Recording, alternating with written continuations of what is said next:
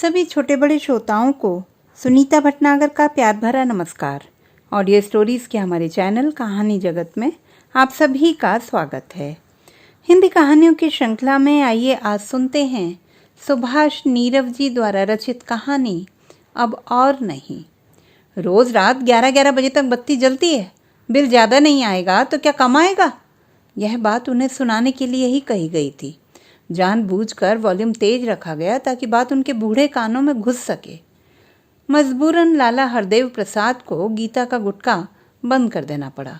चश्मा उतारकर उन्होंने एक ओर रखा और घड़ी देखी। 9:10 हो रहे थे रात के। उठकर उन्होंने अपना बिस्तर ठीक किया। छुटका उन्हीं के साथ सोया करता है। बहुत छोटा था तो जिद करके सोता था, दादाजी के साथ सोऊंगा।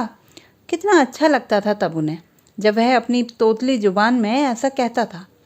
लेकिन अब उसे ज़बरदस्ती सुलाया जाता है। सारी रात पेट पर उसकी टांगें दनादन पड़ती हैं। ऐसा टेढ़ा मेढ़ा होकर सोता है कि बेचारे करवट भी ढंग से नहीं बदल पाते। कभी कभी तो बिस्तर भी गीला कर देता है। छुटके को सीधी तरह लिटाकर उन्होंने बत्ती बुझाई और बिस्तर में घुस गए। आंखें मूंद कर सोने का प्रयास करने लगे, पर नींद इतनी जल्दी कैसे आ सकती है? शुरू से ही रात में देर से सोने और सुबह मुंह अंधेरे बिस्तर छोड़ देने की आदत रही है उनकी। उन्हें याद आते हैं वे दिन जब पार्वती जीवित थी। सुबह उठकर सबसे पहले शौच जाया करते, फिर नहा धोकर पूजा पाठ करते। इतने में दूध का वक्त हो जाता और वह बर्तन उठाकर दूध लेने चल देते। रास्ते में खां साहब मिल जाते तो उनसे बिजनेस के बारे में बतियाने लगते। अगर शर्मा जी दिख पड़ते तो उनकी नेतागिरी के हालचाल पूछने लगते। यही वक्त होता था उनके लिए गली मोहल्ले वालों से उनकी खैर खबर पूछने का। वहाँ से लौटते तो पार्वती चाय का पानी चढ़ा चुकी होती थी। जब मोहन नहीं हुआ था वह अपने को इधर उधर के कामों में उलझाए रखते या पार्वती के काम में हाथ बटाते थे। मोहन हुआ तो जैसे उनको खिलौना मिल गया। कभी उसको बाजुओं में लेकर उछालते और कभी घोड़ा बनकर उसे हंसाते, और इस तरह कब 9 बज जाते पता ही न चलता। मोहन जब स्कूल जाने लगा तो वह रोज सुबह 1-1.5 घंटा उसे अपने पास बिठाकर पढ़ाते थे। बीच बीच में उसे पाठ याद करने को कहकर वह अपनी साइकिल की सफाई करते, दोनों पहियों की हवा देखते और ठीक 9 बजे घर छोड़ देते। वह कभी दफ्तर लेट नहीं पहुंचते थे। हमेशा आधा पौना घंटा पहले ही पहुंचकर फाइलों की देख दाख कर तैयार कर लेते और साहब के आते ही उनके हस्ताक्षर योग्य फाइलें उठाए उनके केबिन में घुस जाते।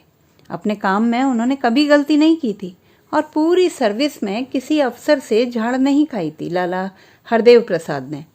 अब रिटायर क्या हुए, लगता है उनका अस्तित्व ही समाप्त हो गया एकदम से। उपहास और उपेक्षापूर्ण दृष्टियों के बीच वह ऐसा महसूस किया करते हैं जैसे वह कोई फालतू सी चीज़ हो। उनसे हंसने खेलने वाले बच्चे तक अब उनके पास तक नहीं फटकते। क्यों फटके? टॉफ़ी खरीद कर देने लायक पैसे भी तो उनके पास नहीं होते। यार दोस्त से जल्दी में हूँ कहकर कन्नी काट जाते हैं, क्योंकि उनको बिठाकर एक प्याला चाय पिलाने की अब उनकी हैसियत नहीं रही। पेंशन के जो रुपए मिलते हैं वे भी अपने नहीं, सब बहू को दे देने पड़ते हैं। उन्हें रुपयों की क्या ज़रूरत? बेटे के उतरे जूते चप्पल और कपड़े पहनने को मिल ही जाते हैं। 2 वक्त की रोटी भी मिल जाती है। फिर इस बुढ़ापे में रुपयों की क्या आवश्यकता? बगल के कमरे में अभी भी बत्ती जल रही थी। बहू और बेटे में हो रही खुसर फुसर को उनके बूढ़े कान पकड़ नहीं पा रहे थे। एक बारगी उनकी इच्छा घड़ी देखने को हुई, पर उन्होंने अपनी इस इच्छा को दबा लिया। एकाएक छुटके ने टांगे चलाना आरंभ कर दी थी। कभी कभी तो इतनी जोर से टांगे मारता है कि पेट में दर्द हो उठता है। उन्होंने लेटे लेटे ही उसे सीधा किया। तबीयत ठीक न होने की वजह से आजकल सुबह जल्दी उठने को मन नहीं होता, पर फिर भी उठना पड़ता है। दूध भी वही लाते हैं। पायजामा कमीज और कभी कभी चादर मिली तो ओढ़कर चल दिया करते हैं वे दूध लेने। कई बार सोचा कि अब की पेंशन के पैसे मिलने पर एक पूरी बाजू का स्वेटर बनवाएंगे या एक गर्म चादर ही खरीद लेंगे, पर ऐसा कभी सोच से आगे नहीं बढ़ पाया। मोहन ने जब नया सूट बनवाया उसने पुरानी पैंट पहनना छोड़ दिया। यूं ही बेकार पड़ी थी। एक दिन उन्होंने हिम्मत कर कहा था, बेटा पुरानी पैंट तुम पहनते नहीं हो, वैसे ही बेकार पड़ी है, मैं ही पहन लिया करूं। इतना कहते हुए उन्होंने महसूस किया कि जैसे आवाज़ गले के बाहर निकलना ही नहीं चाह रही है और वह उसे जबरदस्ती बाहर धकेल रहे हैं। पूरे समय नजरें भी झुकी सी रहीं, जैसे वह भीख मांग रहे हों। एक बारगी तो अपने पर झुंझलाहट भी पैदा हुई। क्या ज़रूरत थी कहने की? बेटे को खुद नहीं दिखता? बेटे ने मना तो नहीं किया था, पर बात बहू पर डाल दी थी, साथ में यह कहते हुए सुधा से कहना सिल भी देगी, कहीं कहीं से फटी हुई है। कुछ दिन तक तो वे चुप रहे और जब कहा तो कभी फुर्सत नहीं है, कभी धागा नहीं है, सिलूं किससे, वगैरह वगैरह सुनने को मिला। इसके बाद उन्होंने कहना ही छोड़ दिया। कुछ दिन बाद वही पैंट कुछ और पुराने उतरे कपड़ों के साथ बहू ने बर्तन बेचने वाली को दे दी और उसके बदले में 3-4 चीनी मिट्टी के बर्तन ले लिए। अच्छा होता अगर यह सब उनकी आंखों के सामने ना होता, तब कम से कम यह दर्द जो इस क्षण उनको भीतर तक चीरता चला गया था महसूस तो ना होता। एक क्षण को तो उन्हें रोना सा आ गया। उनकी कीमत रिटायर हो जाने के बाद चीनी मिट्टी के बर्तनों से भी गई बीती है। एकाएक हड़बड़ा कर उठना पड़ा उन्हें। उठकर बत्ती जलाई। छुटके ने पेशाब कर दिया था। नीचे का गद्दा बुरी तरह से भीग गया था। सुलाने से पहले वे छुटके को पेशाब करा लेते हैं, फिर भी कोई भरोसा नहीं। अब सारी रात गीले बिस्तर पर लेटो, सो, दूसरे कपड़े भी नहीं।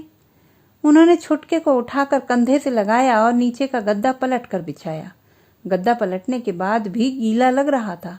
आखिर उसी पर लेटना था, सो लेट गए। नींद तो वैसे ही कोसों दूर थी आंखों से, अब और दूर हो गई। कुछ देर यूं ही करवटें बदलते रहे। जब नहीं रहा गया तो उठकर फिर बत्ती जलाई और गैलरी में जाकर कुछ ढूंढने लगे। वहीं कहीं ढूंढने पर टाट का टुकड़ा मिल गया। उन्होंने उसे गीले हिस्से पर बिछाया और बत्ती बुझाकर लेट गए। सुबह उठे तो बदन का जोड़ जोड़ दर्द कर रहा था। हल्का हल्का बुखार सा भी महसूस कर रहे थे वे।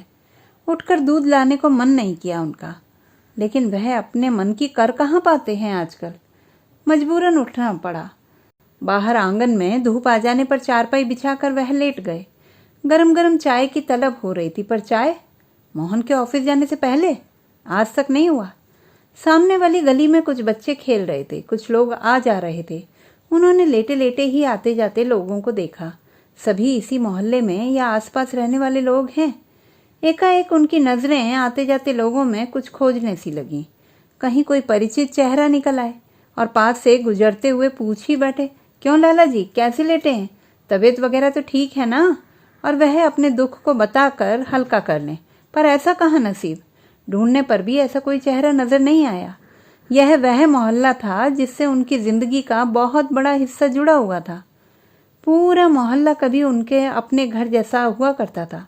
आते जाते छोटे बड़े सभी से बतियाना, उनकी खैर खबर पूछना उनकी आदत थी।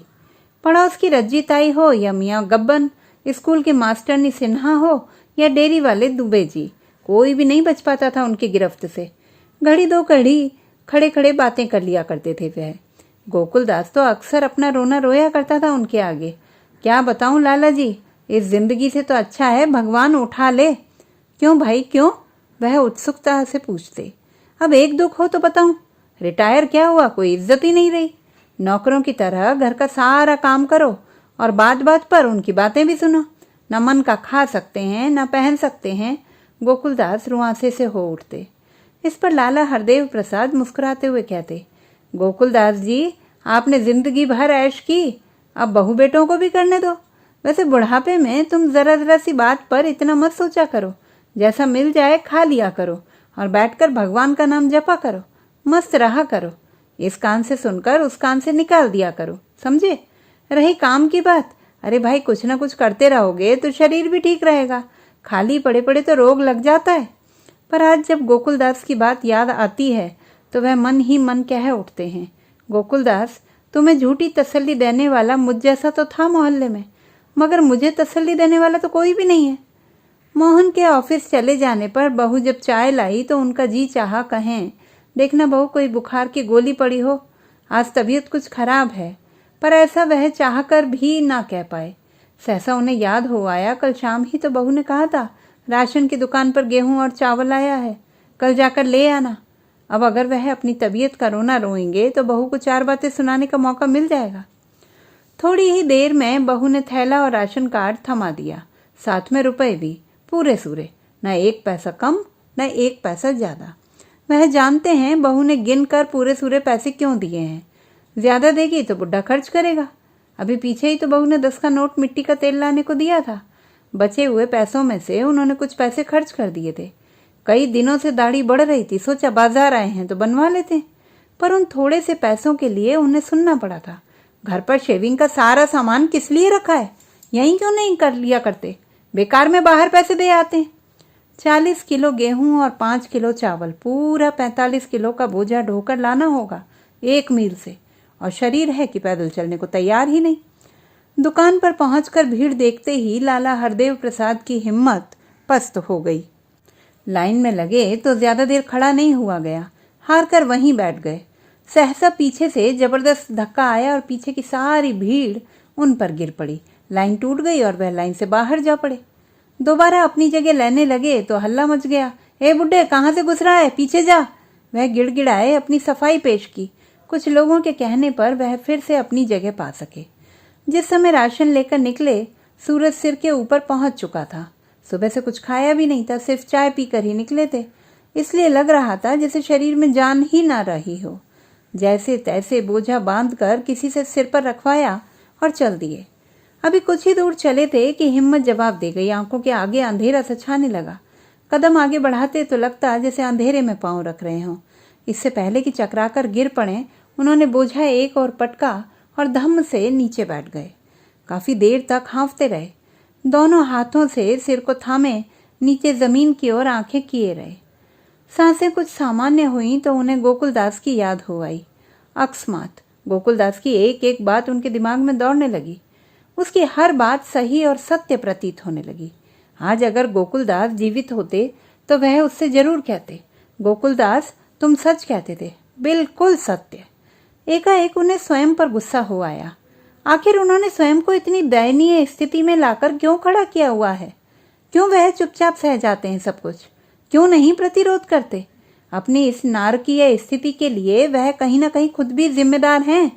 आखिर वह भी हाड़ मांस के बने हुए हैं, उन्हें भी दुख सुख की अनुभूति होती है। वह बहू से कह सकते थे, तबीयत खराब है, छुट्टी वाले दिन मोहन स्वयं ले आएगा, या फिर रिक्शा के पैसे दे दो, ले आऊंगा। इसमें झिझक की क्या बात थी? सहने की भी एक सीमा होती है।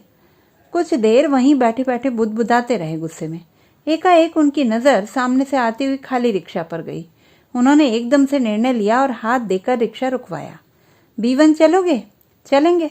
बोझे को रिक्शा में रखता हुआ रिक्शा वाला बोला, 5 रुपया होगा? हाँ हाँ दिला देंगे, तुम चलो तो, झल्लाए स्वर में उन्होंने कहा और रिक्शा में बैठ गए। तो दोस्तों, ये थी हमारी आज की कहानी। आपको कैसी लगी कमेंट बॉक्स में लिखना ना भूलें। चैनल को सब्सक्राइब करें, लाइक करें और मित्रों के साथ शेयर करें।